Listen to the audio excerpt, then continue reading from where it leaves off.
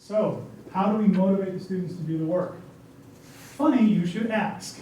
And Melissa, awesome that you asked at exactly this moment. Redesign your courses backwards.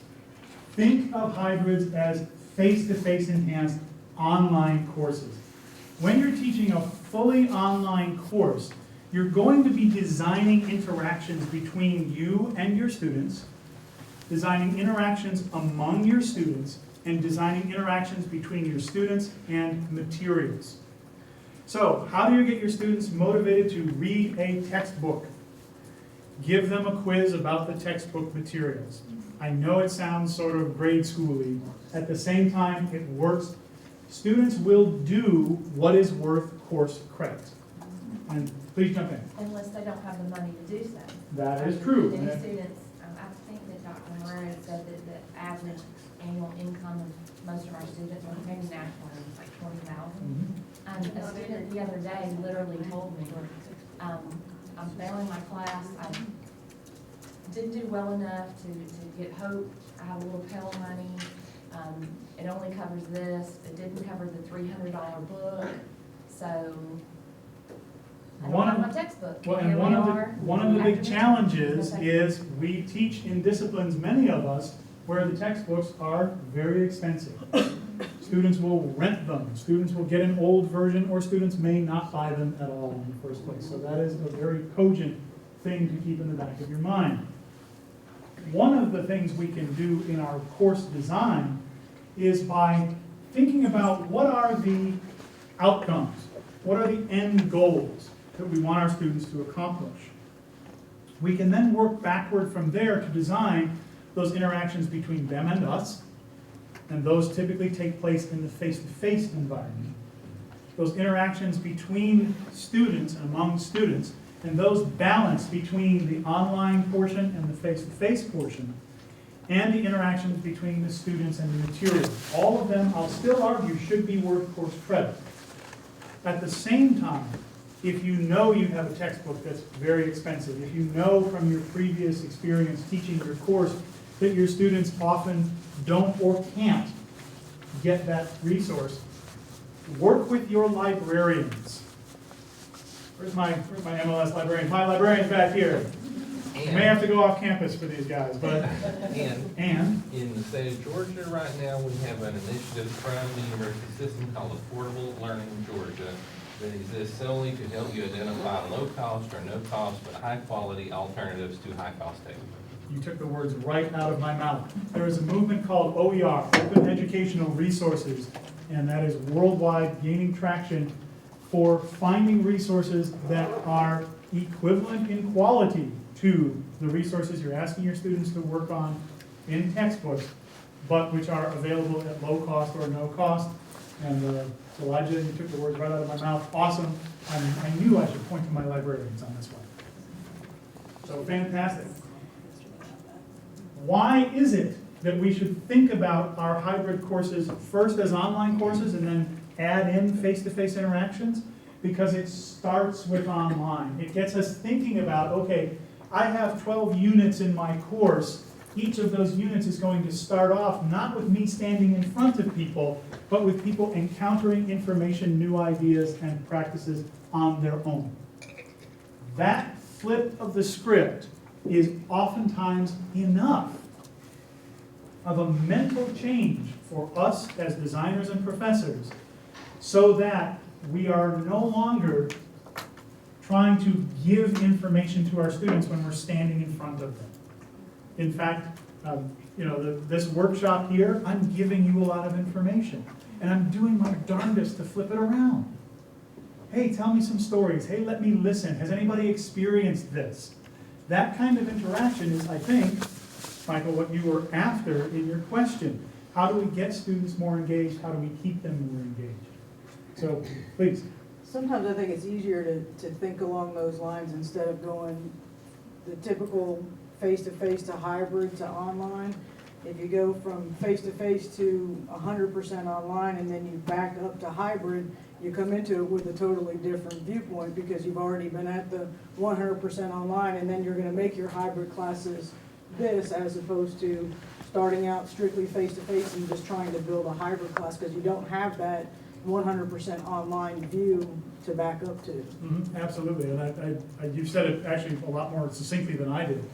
And forgive me, I know you, Mary Beth? Yeah, I was here at your last session. I wasn't actually late for this one, I'm just early for the next one, so.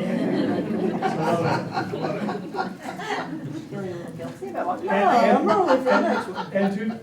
And to Mary Beth's point, instructor presence is critical in the online course elements.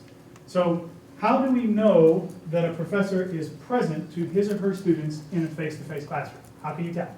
They're there, they're physically standing there. Okay, there's the low-hanging fruit. How else do we know that the instructor is present to his or her students? You're asking Questions, they're listening, Asking questions, they're connecting to the students. they're listening to the questions. They're listening to the questions. Oh crap, I gotta listen too?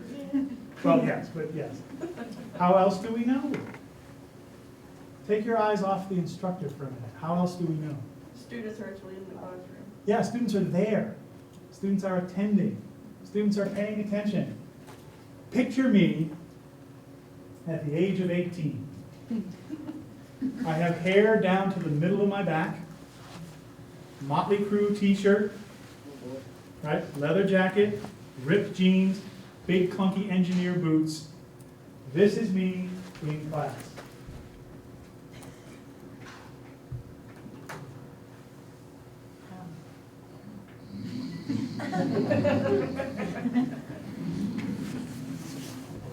Baseball cap pulled over my eyes just for effect, right?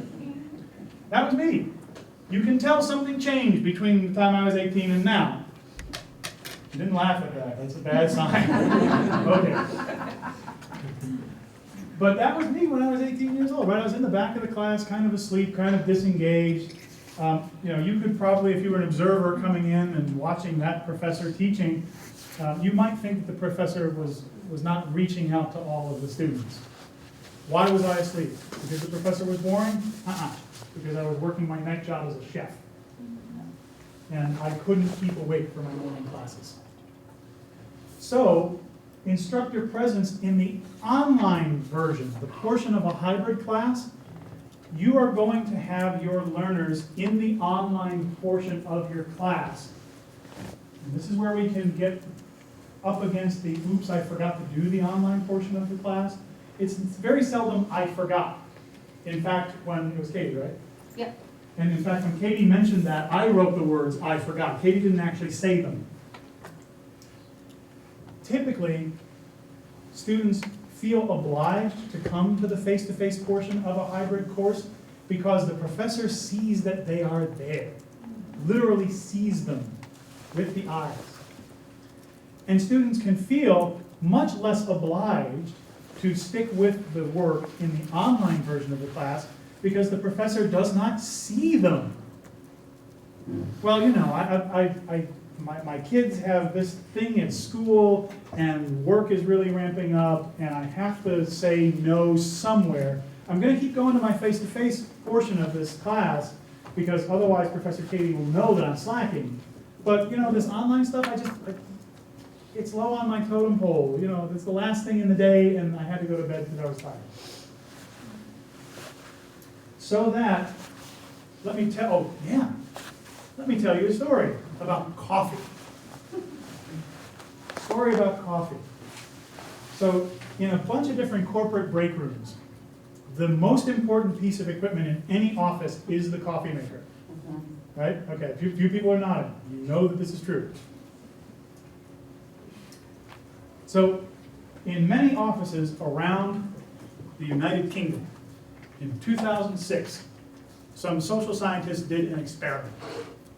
And that experiment was, they had the coffee maker, and they had coffee in it, and they had folks come and refill it throughout the day.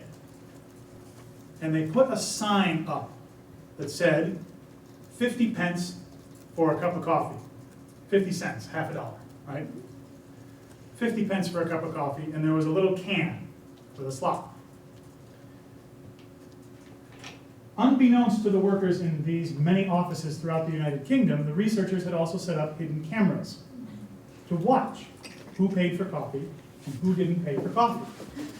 So, The first time they ran the experiment, 50 pence for a cup of coffee.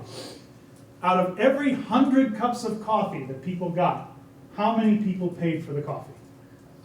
35. 35. 50. 50%. 100. Everybody paid for coffee, 80%. You folks are all very honest and hardworking people, and I salute you for that, and you're all incorrect. 10%. 10% of people paid for coffee, 90% of people freeloaded and got at least one free cup. All right? Some people would pay in the morning, but not in the afternoon. Right? They lowered their price. Right? My cup of coffee was only 25 pence because I didn't pay the second time. Right? Then they redid the experiment in the same workplaces. Same coffee maker, same sign, 50 pence per cup. And right above the coffee maker, they put a piece of paper with 2 eyes on it. Not even a photograph of someone's eyes, just like a drawing of 2 eyes sitting above the coffee maker. Same period of time for the study. Out of every 100 cups of coffee, how many people paid? 85 people paid for the coffee, when there were just a pair of cartoon eyes. I kid you not. We are primed to be on our best behavior and feel an ethical and social obligation when someone is watching, even if the someone is just 2 drawings on a piece of paper. Think about the online portion of your hybrid course. Generally, you guys are taking away the wrong lesson here. They said we're going to put cartoon eyes all over our course. No. What you should do, though, I have to give props, though. That was awesome. Nicely done, nicely done. And I apologize, here's a prize drawing. We'll want that later. But you should put your own presence into that online environment. In your syllabus, how many of you have a photograph of yourself in your syllabus? Online version. I've got it online. Yeah, but